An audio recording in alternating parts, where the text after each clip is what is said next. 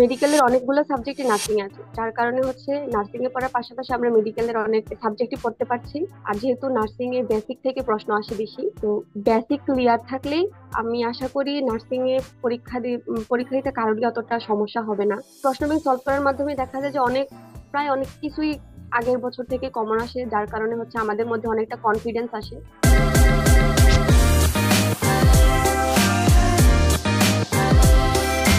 আসসালামু আলাইকুম। আমাদের সাথে আজকে যুক্ত আছে Fahmida Parvin, Dhaka nursing college.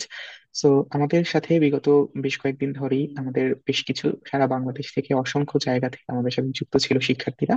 So আজকে আমরা একদম প্রাণকেন্দ্র, বেশিরভাগ ক্ষেত্রে বেশিরভাগ শিক্ষার্থীর যেই কলেজটা ইচ্ছা থাকে বা এক নাম্বার চয়েসে থাকে, সেই একটা কলেজ অর্থাৎ ঢাকা নার্সিং কলেজ থেকে আমাদের একজন কৃতি শিক্ষার্থী ফাহমিদা পারভিন, ওর সাথে হচ্ছে আজকে আমরা কথা বলবো এবং ইন্টারভিউ জানবো যে কিভাবে আসলে সে পড়াশোনা করেছে এবং তার পড়াশোনার স্ট্র্যাটেজি কেমন ছিল ইত্যাদি ইত্যাদি। সো আমি কথা না বাড়িয়ে ফাহমিদার থেকে আসলে জানতে চাইবো তার ইন্ট্রোডাকশন বা তার পরিচয়টা। আসসালামু আলাইকুম। আমি ফাহমিদা পারভিন, বর্তমানে ঢাকা নার্সিং কলেজের প্রথম বর্ষে অধ্যয়নরত আছি। তো আমার এডমিশন জার্নিটা ছিল অনেকটা সবার মতোই। আমার সবচেয়ে বেশি ইন্সপিরেশন ছিল আমার আব্বু। আমি প্রথমে মেডিকেলের জন্য প্রিপারেশন নিয়েছিলাম। আমার আব্বুর স্বপ্ন ছিল যে আমাকে মেডিকেলে পড়াবে, মেডিকেল লাইনে পড়াবে। তো সেই অনুসারে আমি আমার আব্বুর স্বপ্ন পূরণ করার জন্য মেডিকেলের জন্য প্রিপারেশন নিচ্ছিলাম। তো ফার্স্ট টাইমে মেডিকেলের প্রিপারেশন নেওয়া সত্ত্বেও আল্লাহ চায়নি হওয়ার জন্য, যেহেতু আল্লাহ যা চায় তা ভালোর জন্যই চায় যেহেতু, তো মেডিকেলে হয়নি। তো পরের বারও মেডিকেলের পরীক্ষা দিই, 3-4 মার্কের জন্য মেডিকেলে হয়নি। তারপর আমার আব্বু বলল যে মেডিকেল লাইনে, আব্বুর স্বপ্ন যেহেতু মেডিকেল লাইনেই পড়ার জন্য, তো আমি ভাবলাম নার্সিং এ পরীক্ষা দিয়ে দেখি যে কি করা যায়। তখন এই যে ফেসবুকে যেহেতু বিভিন্ন ধরনের প্ল্যাটফর্ম আছে, আমি খুঁজতে থাকলাম কোন প্ল্যাটফর্মে ভালো ক্লাস হয় খোঁজ নেওয়ার জন্য। তো অনেক খোঁজাখুঁজির পর বিবিনারের বিভিন্ন ধরনের ক্লাস দেখলাম। যেহেতু ওইটা এমন একটা সময় ছিল যে আসলে কোথাও ভর্তি হওয়ার মতো অবস্থায় ছিলাম না, এত প্রেশার ছিল। প্লাস এডমিশনে মেডিকেলে চান্স পাইনি, নিজের মধ্যে অনেকটা ডিপ্রেশনে ছিলাম। তো যার কারণে হচ্ছে বিবিনারের ভাইয়ারা উম, যে ফ্রি ক্লাসগুলো দিত সেইগুলো মাঝে মধ্যে ফলো করতাম। আর ভাইয়ারা যে পড়াশোনার স্ট্র্যাটেজি বলতো, কিভাবে পড়াশোনা করব, কিভাবে প্রশ্ন দিন সলভ করব, তো ওইগুলা ফলো করে আসলে পড়াশোনা করেছি। তো দেখা গেছে যে পড়াশোনার পাশাপাশি আমাদের এই যে উম, মানে প্রশ্ন ব্যাংক সলভ করা, তো আসি সেইখানটায়। প্রশ্ন ব্যাংক সলভ করার ক্ষেত্রে দেখা যায় যে আমরা পরীক্ষা দিই, তো পরীক্ষার মধ্যে যে অনেক ভুল হয়। অনেকেই আছে যে ভুলগুলোকে আমরা সলভ করি না বা আবার রিচেক করি না যে কেন আমার ভুল হলো। তো আমি কি করতাম, যে ভুল হলে কোন প্রশ্নটা ভুল হয়েছে, কেন ভুল হয়েছে, সঠিক উত্তরটা সঠিক উত্তর সহ সবগুলো ব্যাখ্যা সহ পড়তাম। আর বাকি অপশন গুলো সহ, মানে বাকি অপশন গুলোরও ব্যাখ্যা পড়তাম যে এই অপশন গুলো কোন প্রশ্নের মাধ্যমে আসতে পারে। তো এইভাবেই আমি এডমিশন টাইমটা কাটিয়েছি। আর আমার সবচেয়ে বড় ইন্সপিরেশন হচ্ছে আমার আব্বু। আমার আব্বুর স্বপ্ন যে আমি হচ্ছে মেডিকেল লাইনে পড়ি, মানুষের সেবা করি, এই আর কি। এই কারণেই হচ্ছে ঢাকা নার্সিং এ আসা। তো আল্লাহর মতে আমি ঢাকা নার্সিং কলেজে চান্স পেয়েছি। আশা করি মানে সবার সেবা করতে পারবো, সবাই দোয়া করবেন। বাহ, তুমি আসলে একবারে অনেক সুন্দর করে গোছানো একটা উত্তর করলে। তো আমি মানে তোমার যে গল্পটা রয়েছে সেই গল্পটার অর্ধেকাংশই আমি হচ্ছে বুঝে ফেলছি।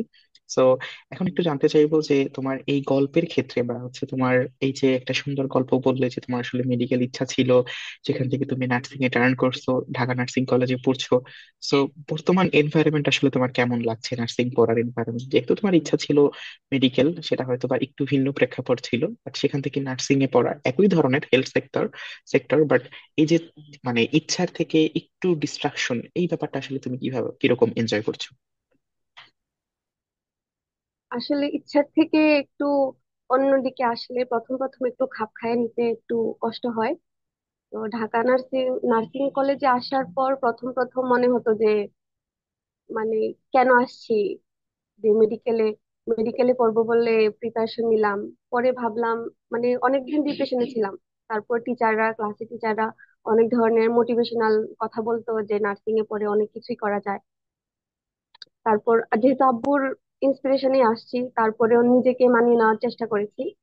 তো ঢাকা নার্সিং কলেজে আসা, আর আমার মনে হয় কি যে ফার্স্ট ইয়ার আমরা যে পড়ি, বর্তমানে হচ্ছে মেডিকেলের অনেকগুলো সাবজেক্টই নার্সিং আছে, যার কারণে হচ্ছে নার্সিং এ পড়ার পাশাপাশি আমরা মেডিকেলের অনেক সাবজেক্টই পড়তে পারছি। তো সেই ক্ষেত্রে আমার আমার নিজের মনে হচ্ছে যে আমি আসলে মেডিকেলে পড়তেছি। আসলে তোমার বর্তমান এনভায়রনমেন্ট বা বর্তমান পরিস্থিতি বর্ণনা করলে, সো তোমার কাছে আরো একটা প্রশ্ন করব যে একজন বললাম যে তোমার ধরো একজন কোনো জুনিয়র যে হচ্ছে নার্সিং ভর্তি পরীক্ষার জন্য প্রস্তুতি নিতে চাচ্ছে, তো তাকে তুমি আসলে ঠিক কিভাবে উপদেশ দিতে চাইবে? যে আমি এজ এ এডমিশন ক্যান্ডিডেট, যখন মানে যেহেতু আমি এডমিশন লাইফটা পার করে আসছি, তো আমি জুনিয়রদের উদ্দেশ্যে বলবো যে না, এডমিশন টাইমটাতে ধরো মানে আমরা যেটা পড়তে চাই, যেটা আমাদের গোল, আমার মনে হয় ওদের ওই গোল অনুযায়ী আগানো উচিত। আমাদের অনেকেরই থাকে মেডিকেল গোল, থাকে অনেকে নার্সিং গোল থাকে। তো নার্সিং গোল যাদের থাকে তাদের বলবো যে প্রথম থেকেই নার্সিং এর জন্য প্রিপারেশন নেওয়ার জন্য। তো আগে আমাদের মেইন বই ফলো করতে হবে, মেইন বইয়ের প্রত্যেকটা লাইন। আর যেহেতু নার্সিং এর বেসিক থেকে প্রশ্ন আসে বেশি, তো বেসিক ক্লিয়ার থাকলেই আমি আশা করি নার্সিং এ পরীক্ষা দিতে কারোরই অতটা সমস্যা হবে না।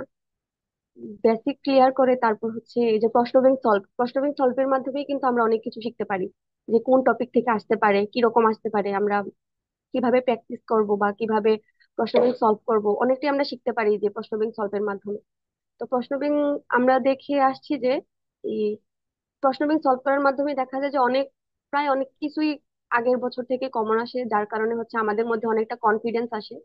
তো আমি জুনিয়রদের উদ্দেশ্যে বলবো বেশি বেশি প্র্যাকটিস করার জন্য, বেশি বেশি পরীক্ষা দেওয়ার জন্য।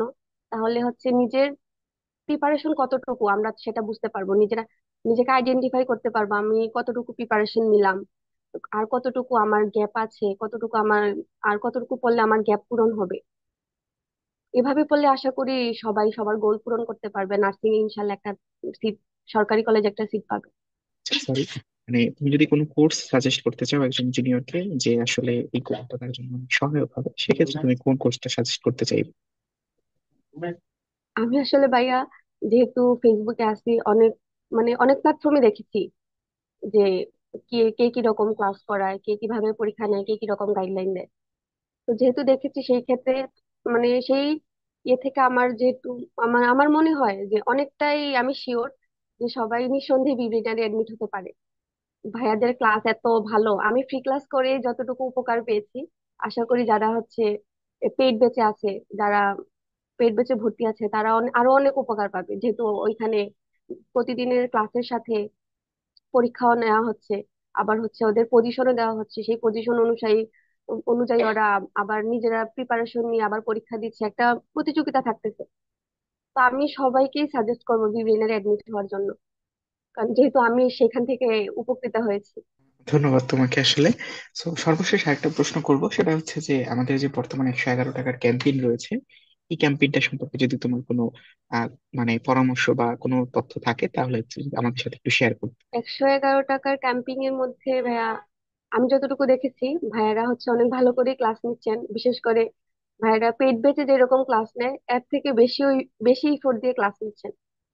তো আমি বলবো যে সবারই উচিত এই 111 টাকার এই যে প্ল্যাটফর্মটাতে ভর্তি হওয়ার। তার মাধ্যমে অনেকেই যারা ইয়ে পেট বেঁচে ভর্তি হতে পারছে না, ফিনান্সিয়াল কারণে বা অন্য যাই হোক পার্সোনাল কারণে যারা ভর্তি হতে পারছে না, তারাও এই কোর্সটার মাধ্যমে একটু উপকৃত হতে পারবে আশা করি। আর যারা জানে না যে বিব্রেনারে কিরকম ক্লাস হয় বা আসলেই ভালো ক্লাস হয় কিনা, তাদের জন্য তারাও জানতে পারবে এই ক্লাসের মাধ্যমে যে আসলেই ভালো ক্লাস করায় কিনা, পেট বেচের ভাইয়ারা টিচাররা ভালোভাবে ইফোর্ট দেয় কিনা, ক্লাস করায় কিনা, পরীক্ষা নেয় কিনা, এই আশা করি সবাই এই ক্লাসগুলোর মাধ্যমে বুঝতে পারবে। অনেক অনেক ভালো লাগলো তোমার সাথে কথা বলে, এবং যেটা আসলে তোমার থেকে জানতে চাচ্ছিলাম, এবং সেটাই আসলে তুমি খুব সুন্দরভাবে আমাদের সাথে উপস্থাপন করলে। তোমার জন্য অনেক অনেক শুভকামনা এবং অনেক অনেক দোয়া রইলো, যেহেতু ঢাকা নার্সিং কলেজে পড়ছো। মানে বেশিরভাগ শিক্ষার্থীর যে স্বপ্নের জায়গা, সেই স্বপ্নের জায়গার একটা সিট তুমি দখল করে আছো। এবং এই ক্ষেত্রে বিপ্লব তোমার কাছে সামান্যটুকু হলেও ক্রেডিট রাখতে পারে, এটুকু ভেবেই আসলে গর্ব হচ্ছে এবং আনন্দ হচ্ছে।